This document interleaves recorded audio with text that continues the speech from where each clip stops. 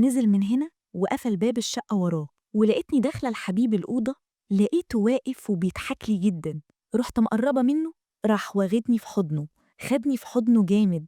لأول مرة في حياتي أحس إن في راجل بجد حاضني. حسيت إني دبت وأنا في إيده. خلاني دايخة مش قادرة أقف على الأرض. أعصابي كلها ثابت. راح منيمني على كنبة الأنتريه، وفضل يعمل كل حاجة كنت محرومة منها. فضل معايا حوالي ساعة، وأنا أقول له جوزي ممكن يطلع. أهلا بيكم في نورهان ستوريز، قصص حقيقية من الحياة هتعيشك كل لحظة كأنك جوه الأحداث. لو حابب القصص دي اشترك وخليك سند لينا عشان نوصل ل1000 مشترك ونكمل سوا. صاحبة القصة بتقول: أنا اسمي نورة، عندي 25 سنة، متجوزة من حوالي 3 سنين، بس ما كنتش أتخيل في يوم من الأيام إن جوزي يحصل منه كده. اسمعوا اللي حصل للآخر عشان أنا مش عارفة أتصرف إزاي. جوزي كان بيشتغل مدرس وكنا بنحب بعض قوي. عايشة معاه في بيت أهله في المنوفية، ومعايا منه بنت. وبصراحة ما كنتش عايزة أجيب منه عيل تاني، لأن أنا خلاص بفكر انفصل ومش عايزة أخلف منه تاني. والسبب اللي خلاني عايزة انفصل إني بصراحة ما بقتش أرتاح معاه خالص. يعني موضوع النوم معاه ده، أنا حاسة إني مش متجوزة. تعبت وحاسة إني محرومة وعندي فراغ عاطفي كبير قوي. بصراحة موضوع العلاقة ده أنا كرهت إن هو يقرب مني، لأن للأسف هو ضعيف جدا ومش بيكمل معايا. هو طبعا كان بيعمل اللي يقدر عليه، كان بياخد حاجات يعني علاج، وزمايله كانوا بيساعدوه بحاجات بياخدها، بس برضه للأسف ما كانتش بتجيب معاه أي نتيجة. أنا عذراه طبعا وعارفة إن الكلام ده مش بإيديه، بس أنا كواحدة عندي 25 سنة مش عارفة أستمتع بحياتي ولا بأنوثتي.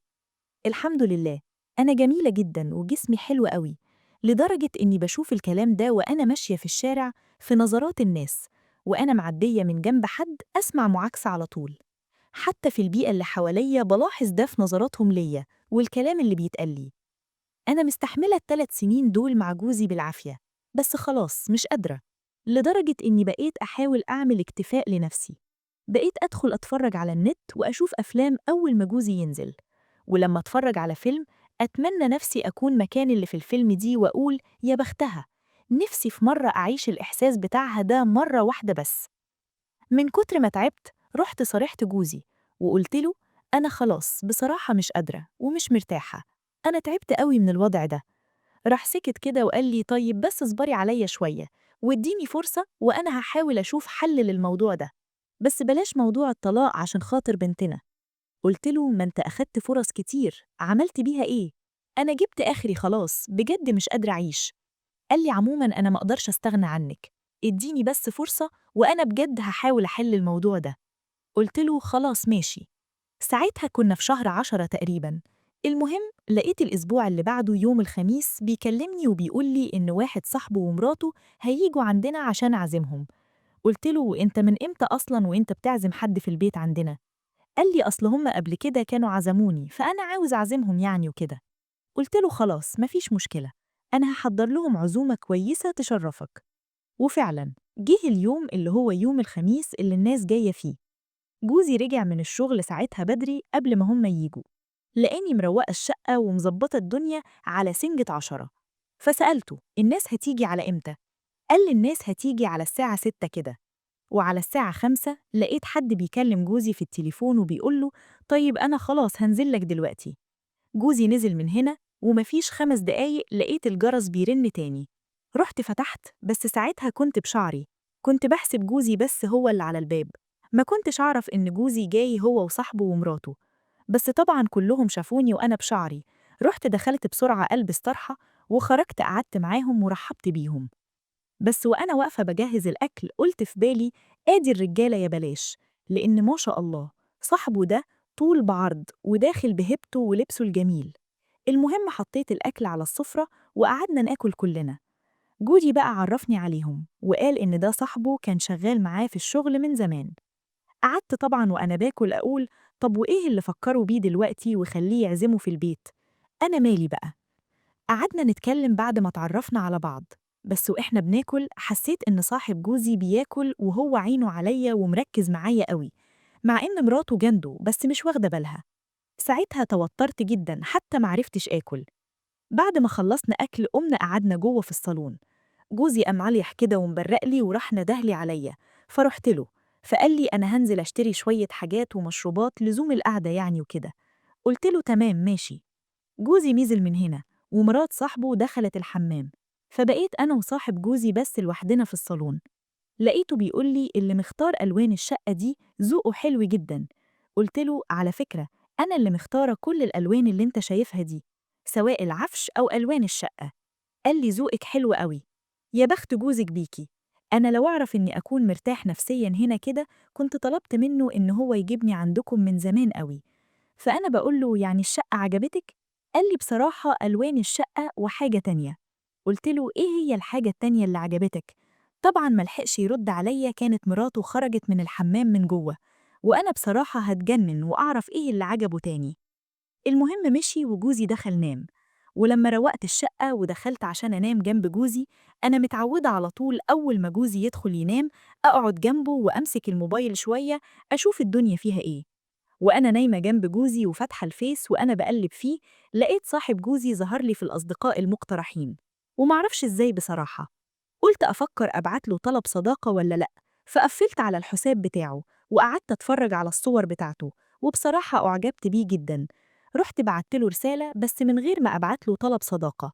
قلت له إزيك عامل إيه؟ المشكلة إنه قعد حوالي 4 أيام وما كانش شاف الرسالة خالص، عشان طبعا إحنا مش أصدقاء مع بعض.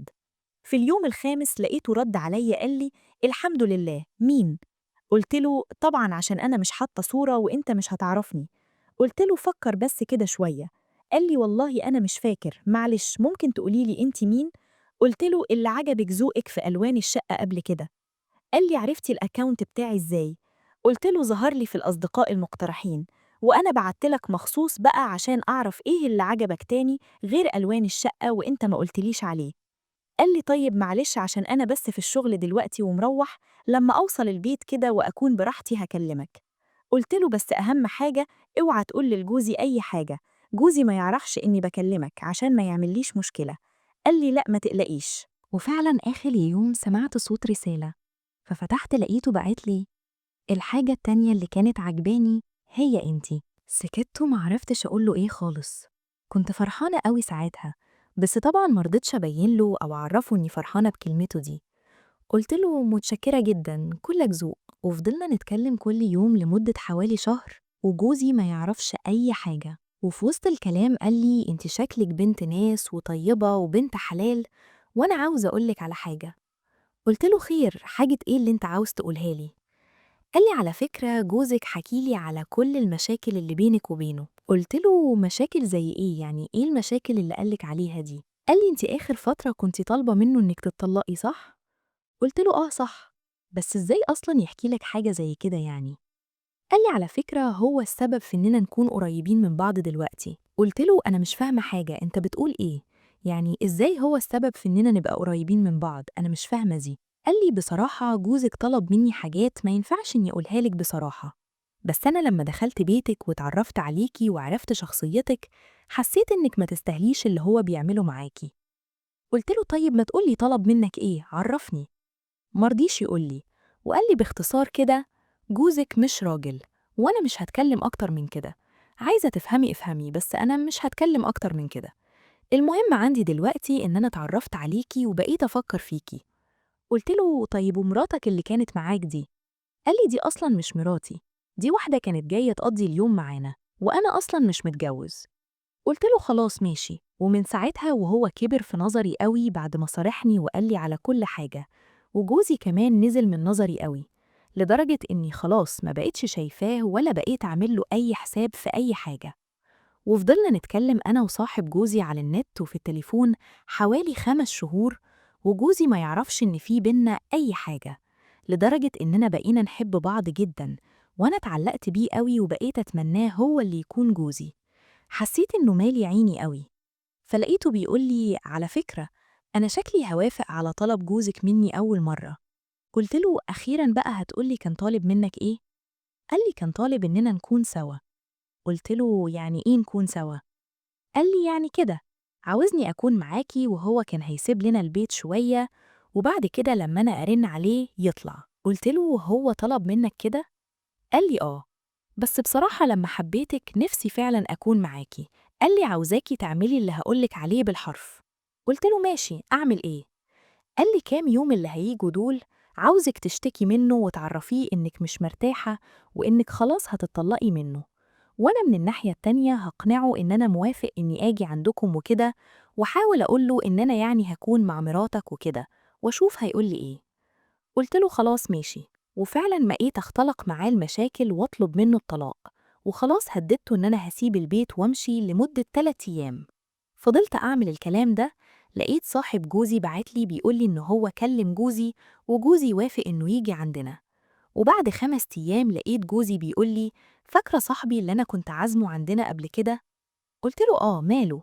قال لي هيجي لينا بعد بكرة. قلت له هيجيلنا ليه؟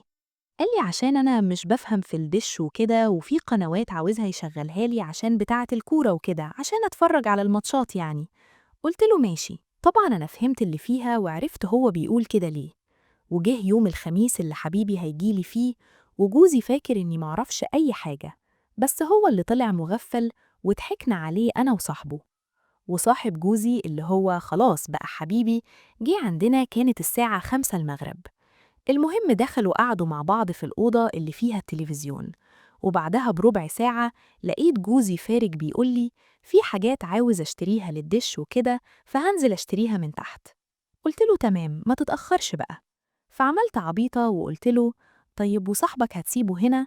قال لي ما تقلقيش، يعني هو في الأوضة مش هيخرج منها، ما تخافيش مفيش حاجة، يعني هيقعد يستناني وبيظبط حاجة في التلفزيون. قلت له طيب ماشي. نزل من هنا وقفل باب الشقة وراه، ولقيتني داخلة لحبيبي الأوضة.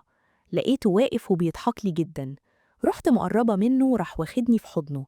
خدني في حضنه جامد جدا جدا جدا. لأول مرة في حياتي أحس إن في راجل بجد حاضني. حسيت إني دبت وأنا في إيده. خلاني دايخة مش قادرة أقف على الأرض. أعصابي كلها ثابت. راح منيمني على كنبة الأنتريه، وفضل يعمل كل حاجة كنت محرومة منها.